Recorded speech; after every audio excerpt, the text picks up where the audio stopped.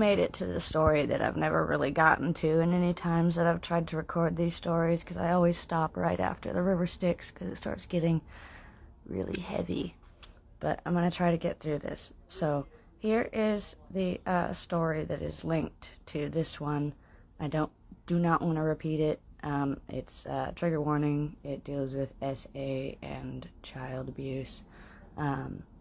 But after that happened, everything started getting worse, and that kind of lined up with the timeline where I found the river Styx.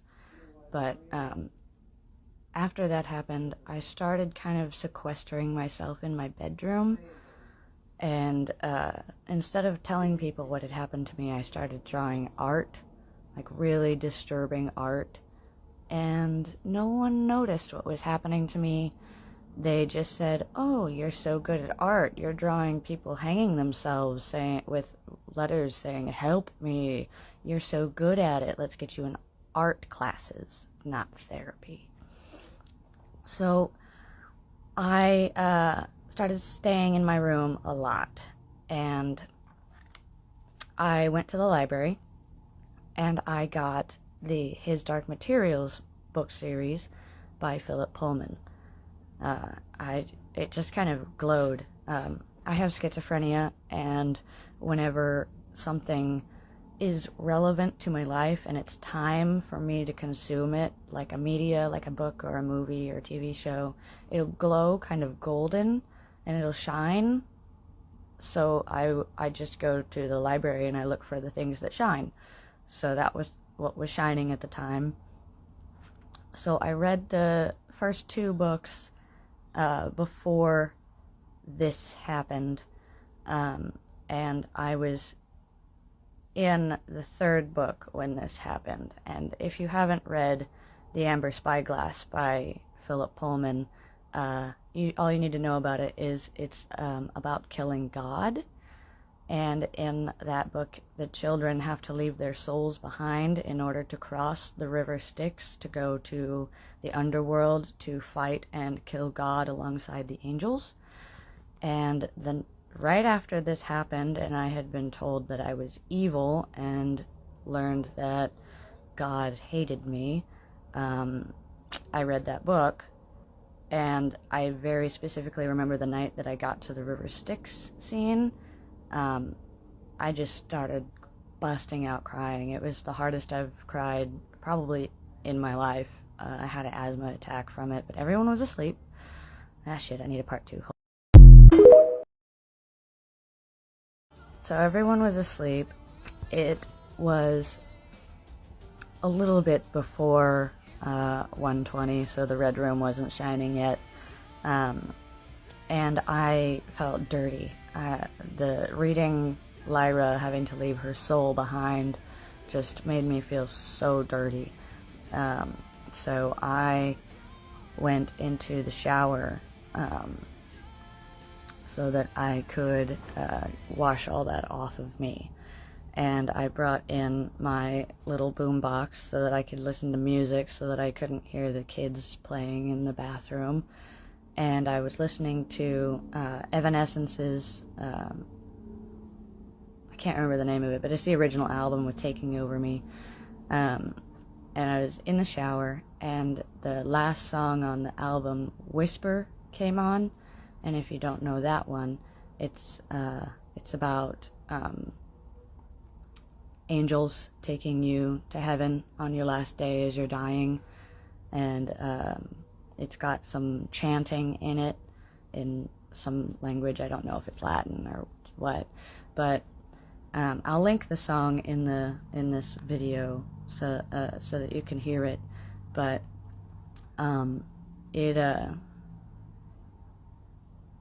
when that song came on, I just felt this overwhelming sense of angels.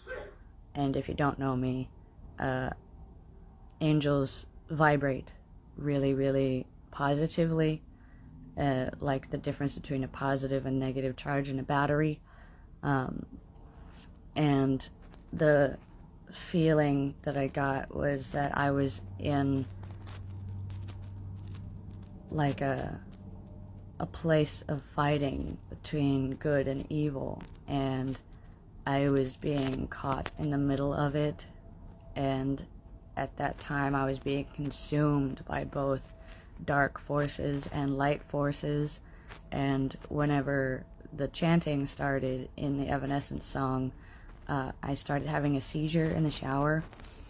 I fell to the ground, hit my head on the side of the tub, hurt my elbow from the convulsing, got some water in my lungs because I couldn't control my breathing, and I don't know how long that lasted, but I guess I do, because it stopped when the song was over. So that portion of the song lasts about a minute and a half. So I was convulsing for about a minute and a half while the angels laughed at me. So I totally forgot to finish that story last night. I hate this story, so I guess I just kind of dissociated and switched out of the person who was talking about that. But yeah, so after the shower, whenever I got better in the shower, nobody heard that I had been screaming for help or smashing my head on the side of the tub or anything like that. Hell House must have kept them all asleep. Nobody knew that it happened to me. I picked myself up, put a Band-Aid on my face right here where I had hurt it, and went to bed. Next morning I had to wake up early and go to school. Told Mom that I had just scratched my face in the sleep whenever she noticed this, and I never told anyone what had happened to me for years and years and years and years. And that night, after I went to bed, that was the first night that I saw the man in the suit. He's definitely a demon. He does not reside in Hell House. The first place I saw him was in Hell House, but I think he's a much larger demon that resides mostly in Hell. But he showed up to me as a very dapper gentleman in an all-black suit with a black tie, black shirt, everything black, slicked black hair, black eyes, and he would just stare at me through windows. Any reflection, he could be in there. And apparently, around the same time, my brother started seeing him too. But for him, he showed up in all white with slick black white hair. So for me, the man in the suit was all black, and for my brother, the man in the suit was all white. But whenever the man in the suit would show up, bad things would usually happen in our lives. Like, you see the man in the suit, and then you drop your favorite bowl, and it shatters. Stuff like that. And he felt like he wanted to crawl inside your skin and wear you like a little suit, like a little black suit. I still see the man in the suit every now and then, but not nearly as often as I used to. So there's the end of that story. Sorry it took me so long to get to it. So some stuff has been happening with Hell House. That's why I haven't really been focusing on telling stories, because something happened. As you may know, this last week I have not been feeling okay. I feel fine now, but that's because 2 nights ago I was having a just horrible panic attack in my bed. I was trying to fall asleep and I just couldn't. And I was laying in bed holding on to my fidget toy, which is a skeleton. I named him Skelly2, but I was holding on to him, sleeping like this, and I felt something cold touching my hand. I was laying like this. So I opened my eyes, and I saw the white lady from my brother's room in Hell House, standing right there next to my bed, with her hand on my hand, which is why my hand was so cold. So I told her to get the fuck off, and she didn't. So then I told her to get the fuck off harder, and she didn't. So I stood up and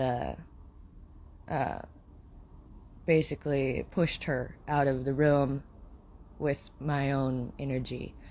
And so I started doing some meditation, and I talked to her. I was like, hey, what the fuck are you? Who are you? She refused to tell me, so I asked her name, or I demanded she tell me her name 3 times, and I got a name, not saying it here.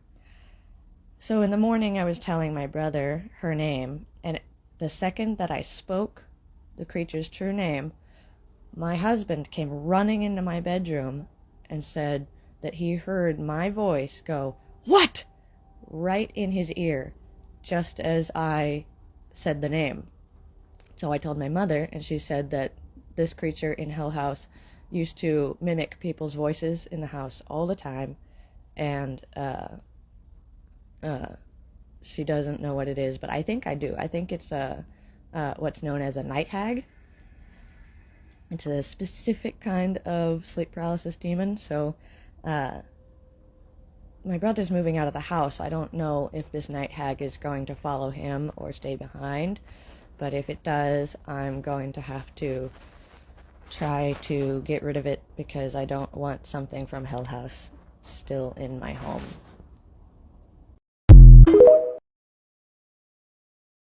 I think there's something that I need to clear up for everybody.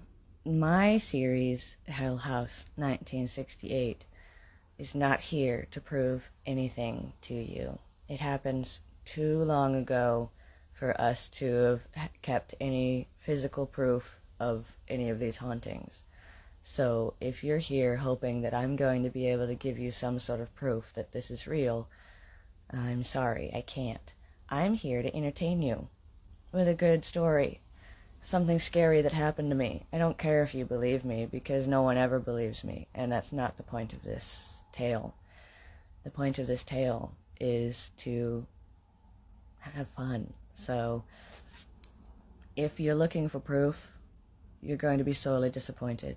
If you're looking for a fun ghost story that I've rehearsed many times over campfires and slumber parties and shit like that, then you're here for a good time, because I don't have what you're asking for. I don't have proof. I was a child. It was like the late 1990s, early 2000s. We didn't have like cameras on our phones. We didn't have video recorders on our phones. We didn't have the logistical ways to give you the proof that you're asking for. So I hope you enjoy my scary stories, but if you're here for proof, I'm very sorry to disappoint you. It was impossible at the time. I think there's something that I need to clear up for everybody. My series... Okay, well, I was there for most of it. I know most of it. We didn't have cell phones back then. We didn't have immediate access to cameras, phones, like we do now.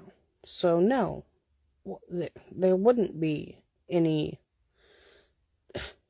straightforward proof, because it was before all of that, really. I mean, yeah, we had phones, but they weren't, like, able to capture stuff like that. So, no. There needs to be no proof. All of the stories are real, and I don't know what else to tell you.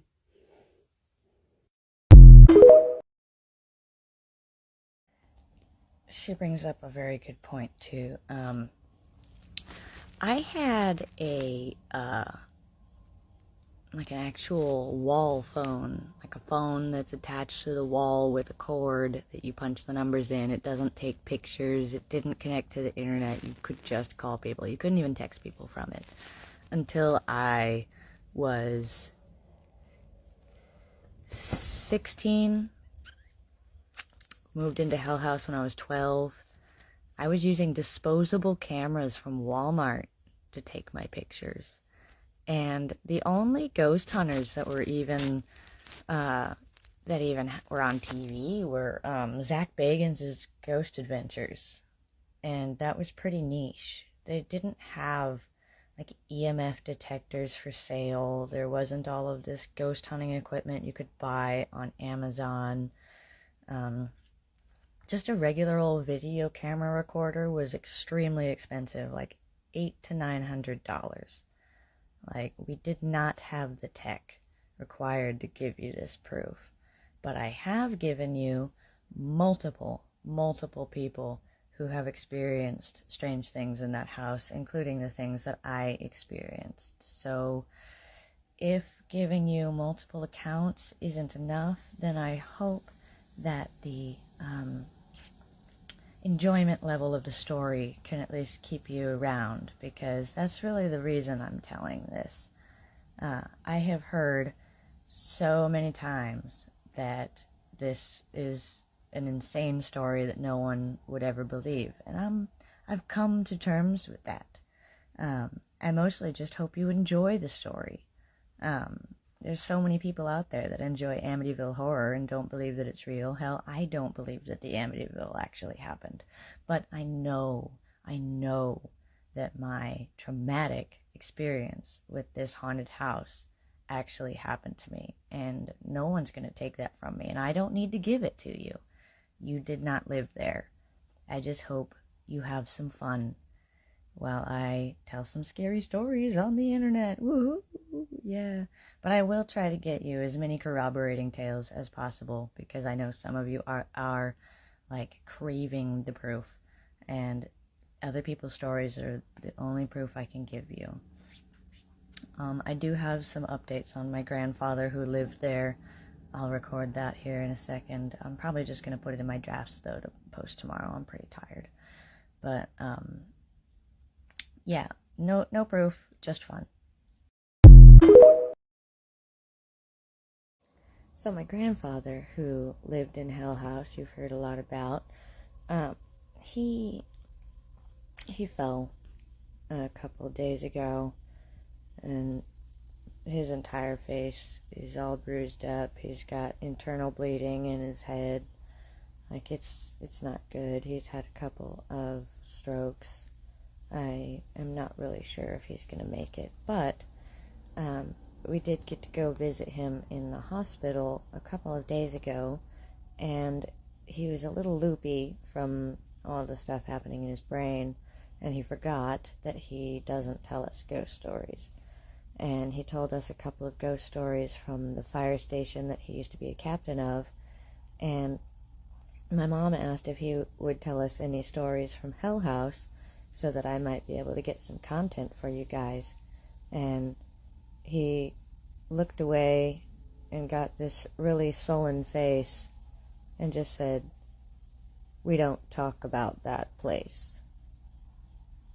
And then he started talking about his dog or something.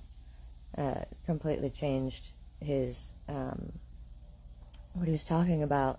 But I thought you should know that my grandfather, to this day, will not speak about Hell House. I probably won't ever be able to get anything from him. He's probably not going to be with us much longer, but he was a fire captain, he was a Marine, and to this day he refuses to even speak about that house. So, yeah. So ever since the activity from Hell House has started acting up again and happening for you guys, I have started researching the area that Hell House was built in prior to the 1950s, which I didn't really have much luck doing in the earlier age of the internet, but I haven't done it in a very long time. So me and my brother sat down and did a bunch of research about last week, and we found so much. I now understand a lot of it except for the weird alien shit. And I really, really want to tell you guys about it, but that would not it would not behoove the pacing of the story. So I'm going to have to hold on to that until we get there. But this has opened up a lot of research opportunities with local museums and places that I can visit to ask around about the area and the things that happened, because oh my gosh, there is absolutely reason for all of this stuff that happened when I was a child, and I am so happy to finally have some answers. Not all of the answers, but some answers, and that is just thrilling. But whenever I go to any of these places, I will be sure to make some videos of some cool stuff that I see and take you guys along with me on my Hell House research adventure. So, yes, lots of really good things are happening. Things are looking up, and I hope you guys have a great night. I'm about to go to bed, as you can tell. I got my horse here. My cat is stalking around my room, keeps creeping me out, but, good night.